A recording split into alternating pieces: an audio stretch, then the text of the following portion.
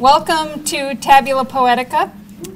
Every fall in the Tabula Poetica series, we save the best for last, and that's the MFA poetry reading. So the students who are in the MFA poetry grad class are reading this afternoon.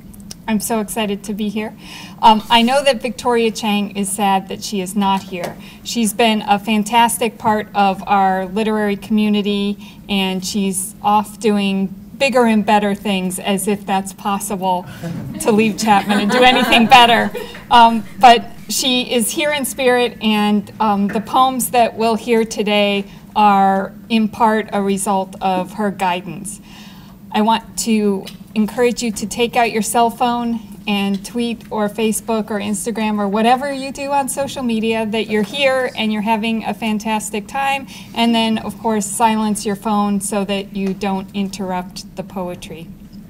I also want to thank the English department for all their support. Joanna Levin may show up a little bit later. She had meetings. She's the department chair, and she has been enthusiastic about supporting literary events on campus. So has the library, and Esther Shin has been our coordinator on the library side for Tabula Poetica events, and David Krausman in the English department has been working with Esther and myself to make sure these things happen. So if you like the lemon bars, David is the one to thank. If you like the seating arrangement, then thank Esther. I also want to point out that Jim Blaylock is here, and he and I are in the midst of a transition. He's been the MFA director for 100 years, and we're making the switch, and I'm the MFA director going forward, and so I've been the MFA director for maybe 100 days. So I want to thank Jim for his leadership. I want to thank Joanna for her leadership, and I want to thank all of you for being here. Did I forget anything in my introduction? Let's get to the poetry then. We're going to start with Rachel Nichols, and then each of the poets, I think we have 9 poets, each of the poets will introduce the next poet. So after you conclude your poem or 2 or 3, make sure that you don't run away, that you actually stay up here and introduce the next person. So welcome, Rachel Nichols.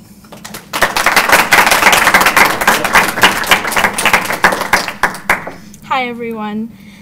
So I'm going to read from a bit of the small collection that I have titled Portraits. The first one is called A Muted Portrait from Childhood. Colors bled across the page while you tried to teach me how to draw fireworks, as if the ones bursting through my chest were not enough. Between the plum trees and the ripening avocados just out of reach, we sat beneath the wooden fort that occupied your broken mind, your platform with no walls, since the walls you built were the ones that kept us out. Do you remember the tears, the ones that soaked the filled the Ziploc bag that you still keep in your underwear drawer? As you continued to build your walls, we continued to carry our hearts in duffel bags, like the browning avocados on Illinois Street that committed suicide. The next one will be one titled Accidental Portrait. Keys jingled as we stumbled across the street, danced around the Milky Way. While you tossed back white Russians, I drank up what was left of you. We laughed as the stoplights turned into puddles that I found myself in the backseat of your car, empty. Bottles in the backseat mimicked the ones that rolled around in your eyes, slamming into whiskey that melted out of your pores. You etched constellations into my skin, leaving me your fragmented whisper, you should have stayed in park. You left me your fragmented whisper as you etched constellations into my skin, slamming into whiskey that melted out of your pores. Bottles in the backseat mimicked the ones that rolled around in your eyes, empty. I found myself in the backseat of your car. We laughed as the stoplights turned into puddles. As you tossed back the white Russians, I drank up what was left of you. Keys jingled as we stumbled across the street, danced around the Milky Way. The next one is titled The Portrait That Destroyed the Other Self. I can tell you that there was nothing more liberating than skinny dipping that December at Mother's Beach, clothes strewn about on the velvet stand. I can tell you that I had too many bourbon shots, and my sweetness was plastered on his lips as we crashed into each other. I can tell you that I don't remember stumbling, the one-way line smeared into a broken canvas, and I stood there, a misplaced piece of furniture. I can't tell you that. He ran his hands down my back, and I whispered, I'll take good care of you, and I vomited my stars into the gutter. The last one I'm going to read is titled The Portrait Torn from a Pocket Dictionary. You search for the right words from your pocket dictionary as if you didn't already know exactly what you wanted to say. The letters spilled across the chipped wooden table while whiskey and ink dripped from my fingertips. You take me home anyway and watch me tear out the prologue, scatter the sheets around the concrete floor, and finally you open me up and break the spine because you like the way it sounds. I let you steal my pages so you can study them, and you run your hands over the edges, rushing to get to the climax in the next chapter, because that is where she is. But I ripped that part out, and there is no sequel. And the next poet is Lisa.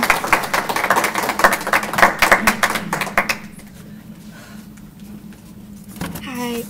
Oh, hi.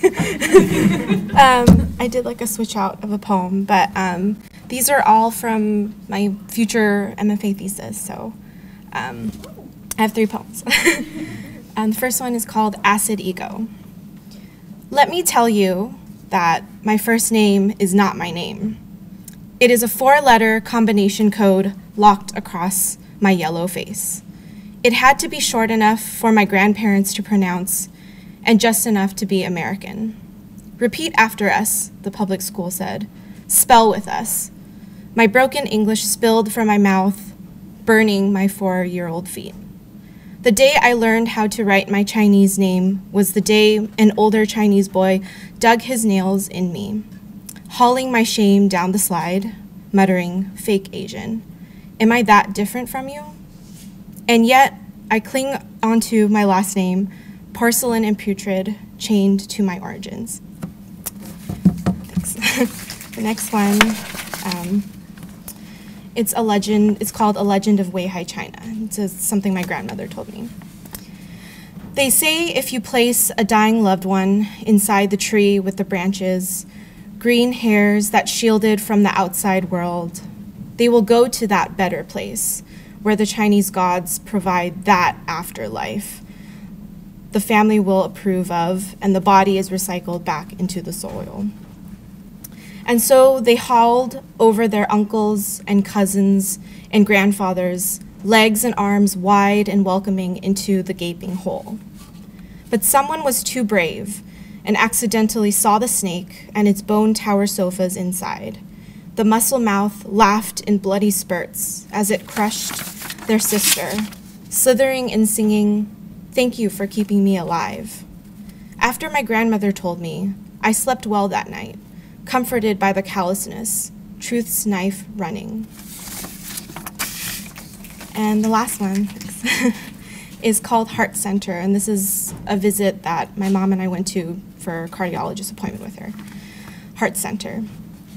My mother is a teenager in the room, aortas adding up to be centuries, mounds of ice cream turning to look at my wrinkled forehead. I bumped into one by the entrance of the restroom. Walker her veins, tufts of snow shrubs bunched in a clip. The pacemaker pumps were gentle. Thank you, her English was crisp, and I almost forgot about her gold bracelet for good luck. I am a slab, an unequipped fetus, too fragile to bear the embarrassment of her blood or the half-broken stove top that bubbled in her pregnancy. Her hope, still, that one day she would be more than a grandmother, a great aunt, an obligation that her son must take Fridays off. Her joy hung in the palm trees during the new year, the sunrise too high. Thanks. And next up we have Mark.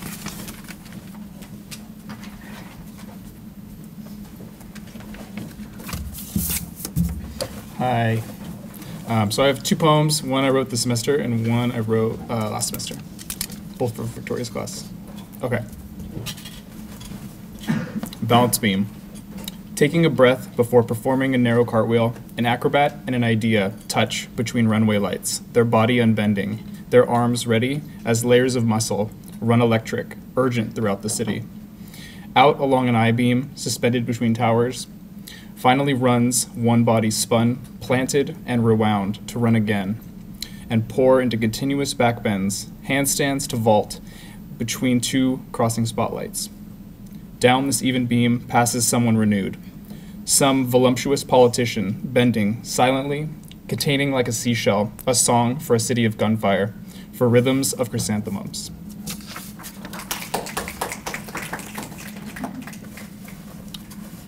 Over lunch. For your wake, we checked the trees, looking for the stolen Rembrandts, for the film crew and pregnant women you said we would find tucked in the branches every afternoon over lunch. You would look up, soup spoon raised near your lips, whispering an ongoing story. We would listen closely to everything, never wanting you to stop thinking it all through, aloud, even when it pained you to. Remember yourself or where you might be, leaving us to grasp what you meant only too late. Thinking through the pieces of an afternoon, I once watched you sit touching your own face and pull at the back of your hands. I must be dying, you whispered. To someone far more qualified, a ghost in the empty chair across the table. You looked back at the trees outside, holding onto the gold diamond necklace we found deep in the deep end of the freezer. As you laughed at us, pulling a prank you said you had planned all along, to pay us back for not buying enough birdseed for the birds you like to watch the jaguars hunt. Thank you. And then next we have Francine. Hello. I'm going to be reading two poems from this class, my first poetry class, so go easy on me. The first one's called #MeToo, the Facebook post that I couldn't write. An unspoken threat appeared, slithering into the room with a man attached, who should have known that little girls under Barbie princess covers would be scarred by something they knew nothing about. Female flight whispers, hide. His gaze, gaping mouth, speaks in tongues. Little girls understand what Eve couldn't. Darting under where hot breath mingles with hoping hands can't see them in darkness. As the snake retreats, innocent neatly coiled in its clutches, light seeps in to disguise the dark. Little girl voices forget how to speak of scales and rough textures. And my second one, it's coming out of finals and thesis and all that jazz that we have to deal with, called It's a Writer's Life for Us. The laundry is an intermixed pile of dirty and clean, claimed by the cat. What the cat says goes. The essay, named and dated, refuses to spill secrets onto the page. The research doesn't want to be researched. The thesis deletes itself when stared at. Complete in a mind, the drafts remain. Maybe the words will weave themselves onto the page if a sacrifice is given. The coffee machine is overworked, on the brink of quitting, but stays because bags under eyes are depressing and unattractive. Motivation is lacking, kicked into gear only with the adrenaline-induced rush of a deadline. Coffee plus writer plus keyboard plus idea plus research plus sweats plus coffee squared equals type. Process equals hate, revise, hate more, scream, rip, question life choices, revise. Solution equals submit. Thank you. Next we have the illustrious Meg.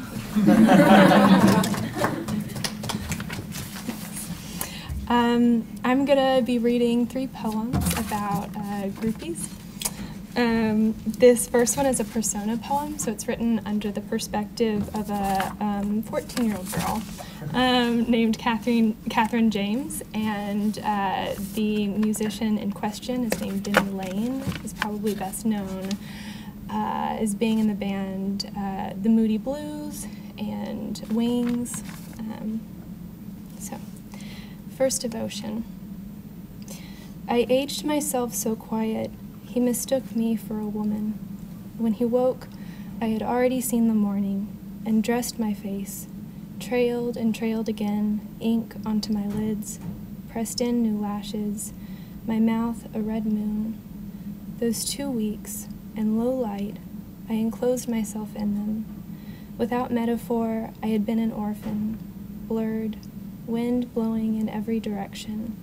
He took me to his shows and sang like he was holy. his eyes a stage light on me. I was looking forward. When I spoke of him, it was in the present tense, soft and full-bellied. He who was without silhouette or shadow, he whom I bloomed in front of. I hoped, no, I was sure, neither of us looked at the other as if through a doorway.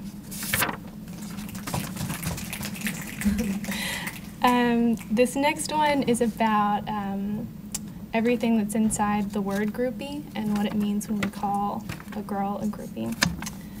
When they call you groupie, they are also naming you jailbait, starfucker, little monster, muse, backstage queen, band babysitter, a word in the margins, the beloved disciple, the body as a dress on the floor, the hole in the wall, the plates broken, the body as sound escaping, the leader of the sexual revolution, empowered girl of low art, once a child, now something neon, flashing, the noise of freedom, power, the upper hand, what surrounds, what opens, what we would be if we could, the song itself, what the song doesn't say.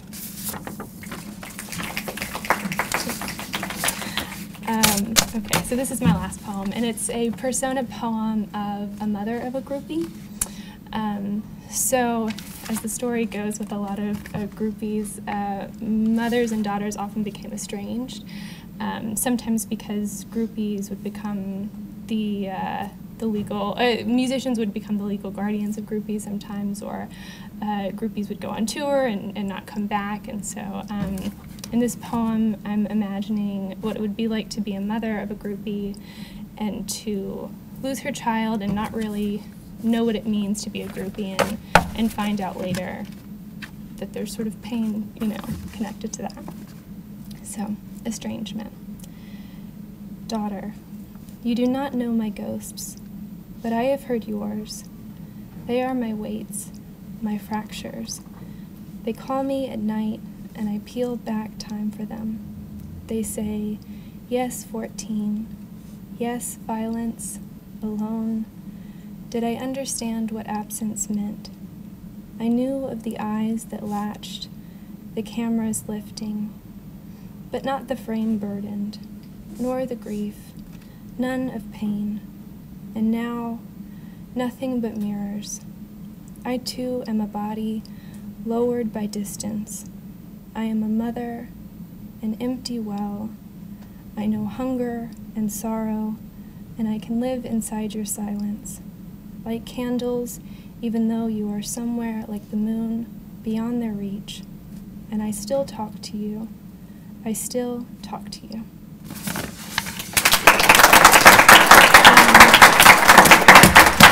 And now the wonderful Caitlin Curtis.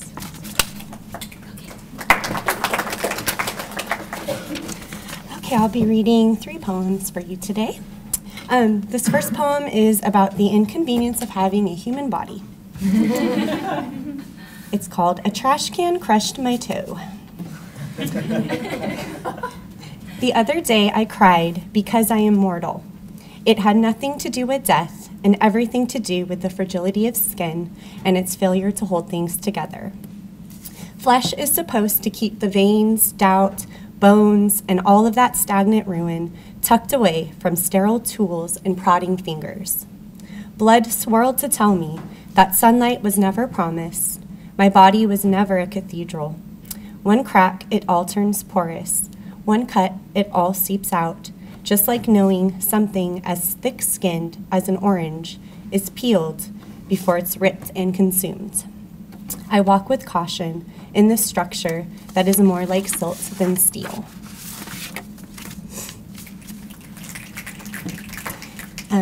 This next poem was inspired by all animals in captivity. It's called Birthrights. In the tank, mother and baby whale drink harsh salt in 2 blue water, while mothers position human babies drinking juice on poised knees so they can see better. so they don't have to strain their necks while watching their parallel story sink under the weight of human rain. Smiling teeth among a sea of clapping hands, because all mammals need to feel connected to what is wild. Mother and baby whale flip and crash in their container. In the ocean, mother and baby whale drink sun-kissed salted minerals while dancing for the mothers holding human babies on boats so they can see better, so they don't have to strain their hearts while watching their parallel story inhale the melodies of existence. Tails wave at human hands, respecting feral waters, because all mammals need to feel connected to what is their life. Mother and baby whale flip and shine in the sea. Thank you. And this last one is dedicated to all of you writers, which is just about everyone in the room. So it's dedicated to all of you. Read carefully before writing. Possible side effect: ringing in the ears from the constant flow of a mental narration. Mania that rotates with the words that make your heart soar, and the wound that festers from the feedback kicking them down. Constipation of words that you may never be able to purge. Weight gain from 2 cookies per rejection. Weight loss because the story can eat you up. Possible side effect: fatigue bound to occur after running to dodge dreaded deadlines. Dizziness from the uncertainty that everything you've ever written is worthless one day and perfectly exquisite the next. Insomnia while rewriting and unwriting and rewriting the poem dancing in the walls of your head. Dry mouth from forgetting how to physically talk. Talking to yourself. Don't worry, it might be okay. Bloodshot eyes, dry eyes, sad eyes, closed eyes so open that it hurts. Possible side effect: failure, satisfaction, agony, withdrawal, the most delicious total inner peace. Some elements that interact with writing include caffeine, alcohol, and Netflix. It is not recommended that you write before consulting with your doctor. If overdose is suspected, go outside. And now up is the incredible Liz.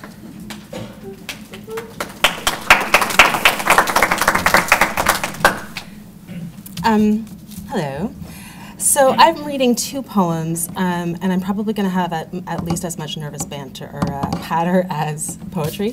So the first part of the nervous patter is, so this poem's called Greystone Lunatic Asylum, and I've been writing about an experience in my family where, well, I guess my great-grandfather was institutionalized in a psychiatric hospital called Greystone Lunatic Asylum in the 1940s in New Jersey, and I've done some archival research and I've been writing like creative nonfiction about this, so I tried writing poetry in his voice. So this is from his perspective, and I should tell you, if you don't already know, that a symptom of mania can be obsession with word association or an interest in like the way words sound together.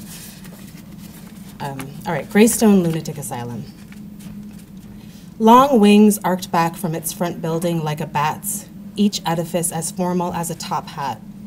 Each day I'd wake and, as advised, take air. Messages were everywhere. In gargoyles and elements of sky, the numbers of rooms, the numbers of people in rooms, the shapes of corridors. Messages soon dimmed. They had me chasing poultry, feeding pigs, learning things about the grid. I could pinch wires. My thumbs were not too fat for that. Carpentry gave me messianic thoughts, but you can miss anything. Those sawdust smells, the fit of a corner baseboard, a sliver swelling the thumb. Months went by. Things dimmed, they brightened. A mind is exactly like a light. A person is a grid of wires. I had to think of smaller things, not too small, not the universes hiding in the atoms. No, this plane was the one. This plane, oh, you see how easy it is to associate. A pun's a symptom. They called me Mr. Link. How could you not think the things you thought to think? Links of thinks, of chains of knots, not. Years passed this way. That's the end of that one. And then this one's a little more cheerful. It's a love poem that I wrote. Victoria Chang gave us a prompt about, or where we were supposed to write a poem about death and our first encounter with death. And I realized that I'd been raised in a very devout Christian family, and I realized I didn't believe in death for most of my life. So I've come around to it now. I realize it's a reality. All right, this poem is called New Heaven. Oh, it's also yeah, never mind. It's a love poem. I don't know if I said that already. Okay. New Heaven. You'd be saved at the final moment by a ram in a thicket. Fire wouldn't burn. Lions would circle but not bite. Even afterwards, you'd be summoned, mummy-wrapped but living from the grave. What was this life for then? Who needs resurrection if God has right hands, left hands, gold for paving, trumpets? I prefer heaven to be like earth, with swimming holes and naps. Food for pleasure, strawberries. Maybe you love winter, have it. I went mad once, thinking I was there already, at the end of time, where food was sweet but unnecessary, cold weather unable to burn. Later, my vision seduced the man I loved. He believed in nothing, believes nothing still. But when I told him about the tigers roaming around the swimming holes and all the naps we'd take, he felt it too. The way time could tick down, the way a moment spread open, the way it slowed. Lions don't hurry. It doesn't matter if you believe it. None of it is madness if it's true. Thank you. Next up, we have the marvelous Jenny O'Rourke, I believe.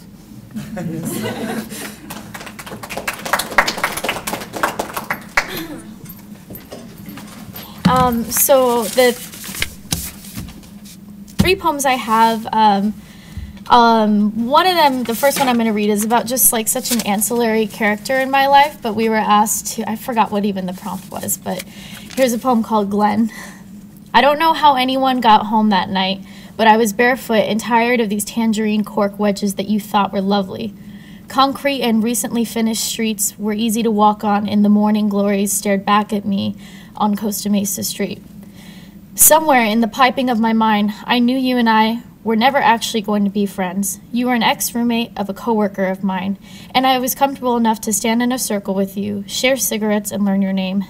Le Cave was a sweaty basement, the usual Wednesday summer suspects. I hated how much you said you loved poetry, so I went home with you, and your twin bed barely fit the two of us. You said you loved my body, and I asked, why do you love it so much? You told me not to ruin it the moment I assumed.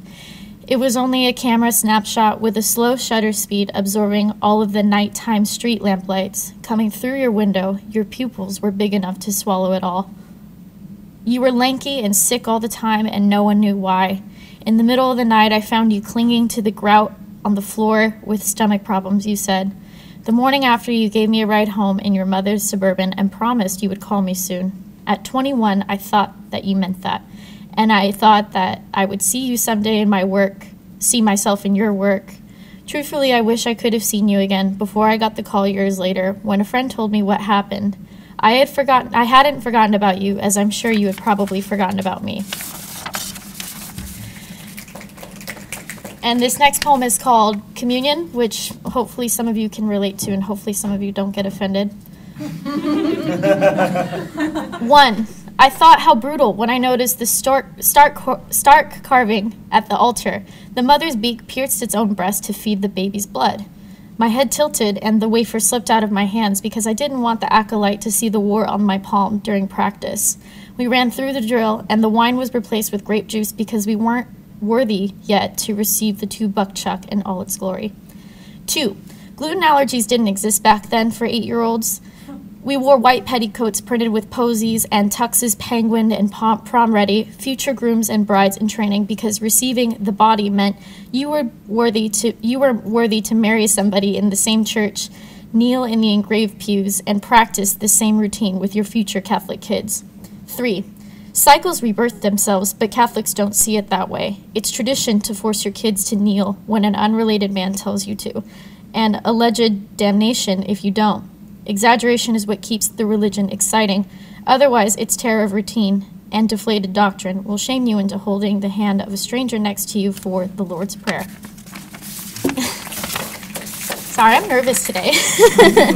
This poem is called Space, and it's for Edwin. Craters and mystery keloids overtake your body. I touch them with elation. My fingertips act as malignant detection, searching for cancers that have yet to wake. In the dark, I trace circles on your moon's shoulder and move with the orbital beat that has a habit of changing in the light and heat. What I want is to live and be buried in this dune. We could escape this planet of judgment. Gravity only governs so much in love. I will strive for what can't be undone. Keep you safe as a fragile sentiment. Lock arms as we skyrocket above. Skin to skin, mouth to mouth. We are the close ones. Okay, up next we have Sammer.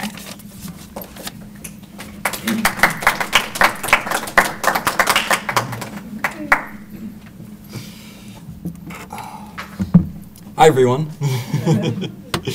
All right, so the first poem I'm going to read for y'all is a Sistina, and that's because I like to take things that are very formal and mess with them. All right. Oh, Sistina. Have you ever tried to write a Sistina? This style is like driving in LA traffic, which is very stressful to do. Creating 39 lines sounds like such a pain. I just remember the number 6. The N-words, the stanzas, lines, 3 6s. 6 is Venus. 6 is lucky for signs of bull and balance. 6 is magic. I might fall to my knees, my skin clenching to my bones, this draining poem. Only one stanza down in this endless poem. Now I realize what I have gotten myself into. Oh, Sistina. Do you believe in magic? The dark mist of fear has taken me. This is no yellow brick road. I don't know what to do. Should I fear this number? 6 lines create 6 stanzas, and those 6 N-words. 6, 6, 6. Isn't this number cursed? Will it give me pain? For all I can feel are my nerves being torn apart, the pain, the lashing you give me. I scream to myself and to you, my Sistina, in the form of a poem. Rigorous as it is, I will push through this thorny roseless bush of your quest. Oh, Sistina. I must believe I can stand like a statue because of what I can do is complete this notorious Sistina because I believe in magic. Thorns stab and encase me in your dark magic. My breath heavy, warm streams flow out of torn flesh, vines bathing in my blood. Such pain. Like a cocoon, vines and thorns wrap around me.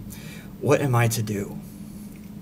This journey makes me feel like I'm tasting thick air that hasn't touched the sun. The poem fights against me as if we were in the great Colosseum. Oh, Sistina. 6, 6, 6. Wait, I am almost at 6. I can't lay here defeated when the spell, the magic, is almost complete. I shall rise. I will finish you, Sistina. Just wait and see. The adversity and pain you have given me will cease. I am almost done with your 39-line quest poem. Just now you should fear me and what I can do. Oh, Sistina, what will you do? I am on your 6th stanza, which will soon fall. You will become only 6, 6. I will also finish your 6 words, 2 pillars down of your mighty poem. 6. Your evil only has 1 stone left, your magic fading, holding hands with my pain. For my victory has come, Sistina. Now at the envoy I cut through your viney and thorny cocoon. What are you without evil magic? 6 words repeated one last time does bring life to my cheeks and no pain. This feeling of completing this poem fills me with magic. Now how can I leave? Oh, Sistina. You know what? I'll let this poem just speak for itself. Drunken entanglement. You're as hot as the concrete in Dubai, he said, occupied by cartoon smell lines from his mouth and the rest of the room, each of the 3 wiggling lines permitting a different perfume. 1, the scent of cheap vodka. 2, the smell of fried food from overused oil. 3, the scent of missing the toilet. Men. All bottled up in the perfect Chanel-like bottle and thrown into the back alley dive bar. Our lovemaking was like headphones. We were tangled and knotted. For that moment, we sounded like epic instrumentals. An aggressive waltz we danced. I'm tired as a darkened, shriveled rose, unable to even close. Green all around, soaking up all the life surrounding me. I saw him again around those stink lines. You're prettier than an Instagram model, he said to her. New, brighter, and bigger reds being admired and seen as I get trimmed away and thrown into a pile of dying leaves. Thank you.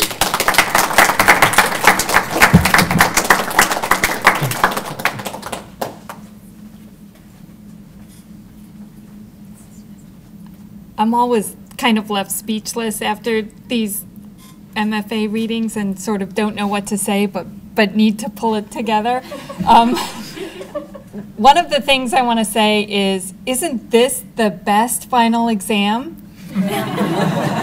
So this has been a tradition for the graduate poetry class to do a public reading instead of a final exam, and I think that turns the final exam pressure into a celebration. And so this is really a celebration of all your effort this semester and the wonderful work you've created. I also want to add that these readings seem to me really important in the larger scheme of things. There's criticism of the workshop, particularly in poetry, the idea that the workshop creates a McPoem, and that getting writers together and having them talk about each other's poems and suggest revisions and point out problems creates sort of a confluence, and everybody's poetry sounds more and more like each other.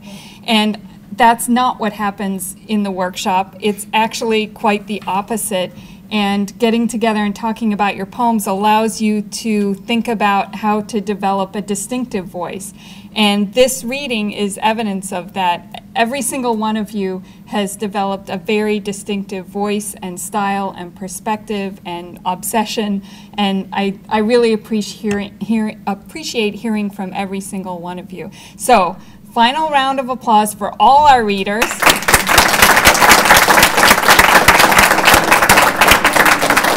That concludes Tabula Poetica for this fall. We'll see you back again next fall. We'll have some events in the spring, including pub crawl, so keep your eye out, your ear out for that information. Socialize, help yourself to the rest of the food, go out and party. I'll see some of you back here at 7 o'clock on campus. Thank you.